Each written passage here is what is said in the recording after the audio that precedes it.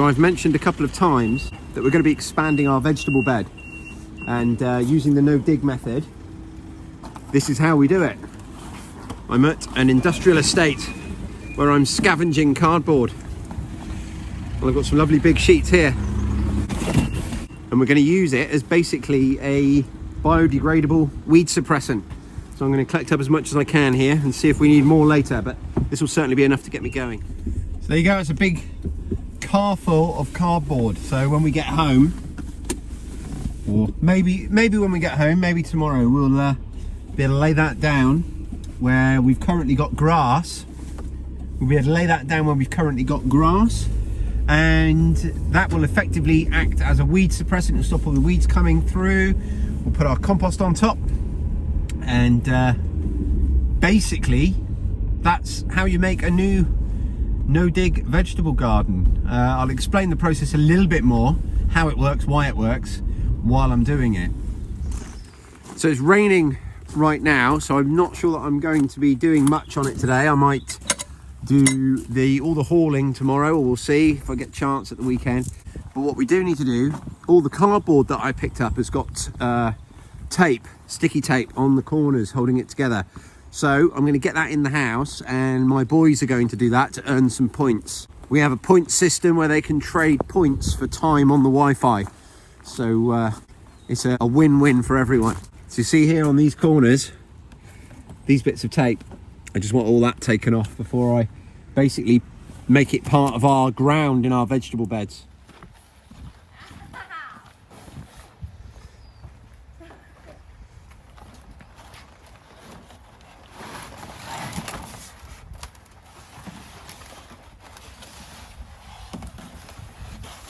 So I've just been out to get some animal feed, some goat food and some pig food.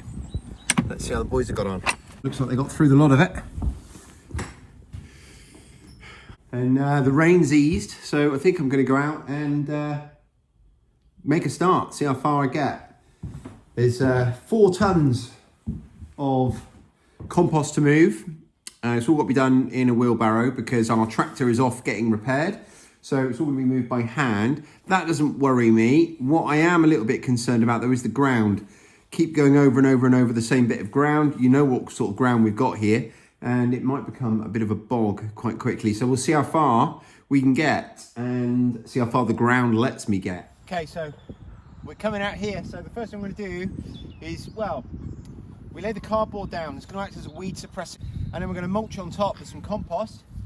And that's going to allow us to plant straight into it. And within a couple of months, the cardboard will have rotted down to a point where our new seedlings will be able to get their roots down through it. But by which time, all of this grass will be killed off.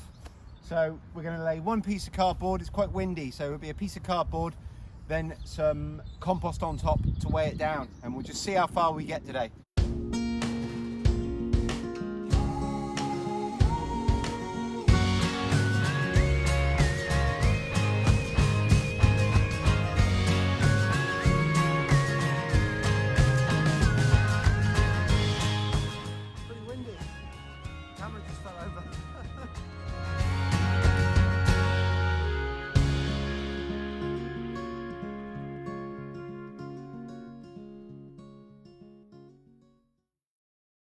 Camera fell over again.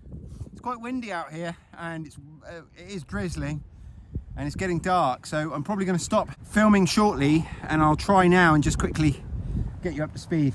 As you can see, we've got a good, I mean, my hand could go right through there. There's a good 6 or 8 inches of compost on there, which is what you want, because I haven't, you know, compacted it at all. It's going to settle down. And what you really want is once it's firmed up about 4 inches or more, because that's what you're going to plant all your seedlings into. And this cardboard, like I say, in a couple of months, this will have degraded enough that the roots will be able to get down through it. And it's going to do all you need done to get rid of the weeds. So you will have weeds that come back. So particularly if you've got some of the really tough perennial weeds like couch grass and things like that, you'll find that they might come through, and you just need to be persistent and just pull out the little tiny amount of weeds that will come back, and you'll eventually weaken the root that's in the ground and it will die.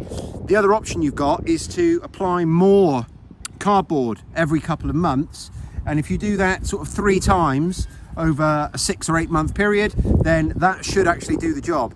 But it all depends on which option you'd prefer, really.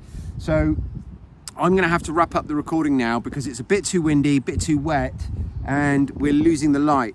But I mean, you can see what I'm doing, and I'm just going to carry on up through here. In case you're wondering the reason it's in this odd shape, I've just run out of cardboard, so I will get some more. And later on in the season, I'm sure you'll see that this bed will be nicely squared off. But next time you see it, probably this will all be done and composted. Okay, so I've been beaten by the light. It's getting dark now. You probably can't see how dark it is in the camera, but it's definitely dusk. Well, I've got enough up to cover all the cardboard, so that's all sitting in place and is doing its job.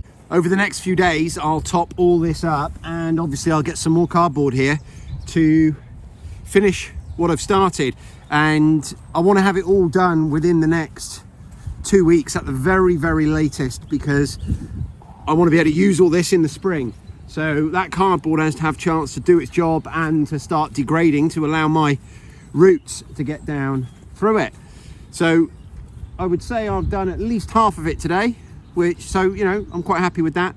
Got a lot more to bring up, and the good news is I think I'm going to have some compost left over to put 1 inch or 2 over my bed as well. So you know, you can't have too much. Really happy with that.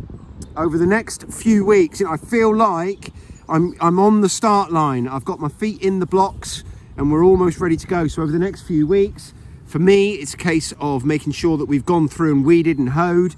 We've got all the, you know, persistent weeds out. We're going to be harvesting the rest of our leeks in the next few weeks, making space for all of our new spring crops. And I'm really excited about this year. Really excited. That's going to wrap it up for this video. Thanks ever so much for watching. Make sure you press that like button. Make sure you subscribe. Leave me a comment down below. And I will speak to you guys very soon. Cheers.